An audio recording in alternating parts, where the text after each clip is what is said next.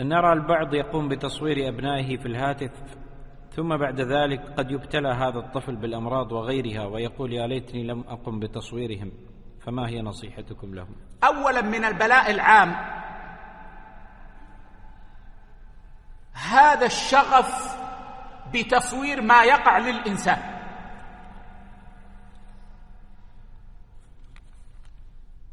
إذا صنعت المرأة كعكة صورتها ونشرتها قبل أن يراها زوجها.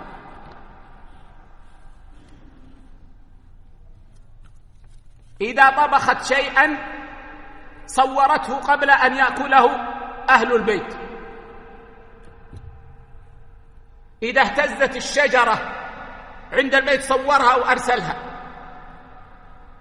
وهذا في الحقيقة من الفراغ وقلة العقل. وأما الاشتغال بتصوير ذوات الأرواح بالصور الثابتة فهذا حرام على الراجح من أقوال أهل العلم، ولا يجوز إلا عند الحاجة التي تقدر بقدرها. وحتى لو كنت ترى الجواز فإن من قلة المعرفة وقلة العقل أن تصور أولادك في أجمل زينة وترسل ذلك للناس.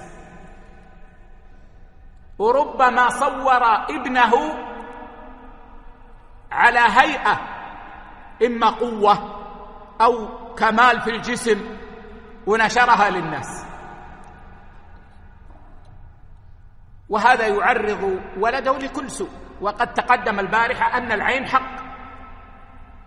وكذلك من الناس من يصور الولد في شيء قبيح إما في هيئة أو فعل ثم يرسل للناس يضحكون منه. هذا من خيانة الأمانة. هو ضعيف بين يديك، أترضى أن تصور على هذه الهيئة وترسل للناس يضحكون منك؟ وبعضهم يريد أن يحصل أموالا من هذا، 1,000,000 مشاهدة ولا كذا، ويعطى على حساب هذا الضعيف المسكين، ويبقى هذا ضحوكة يضحك منه الناس.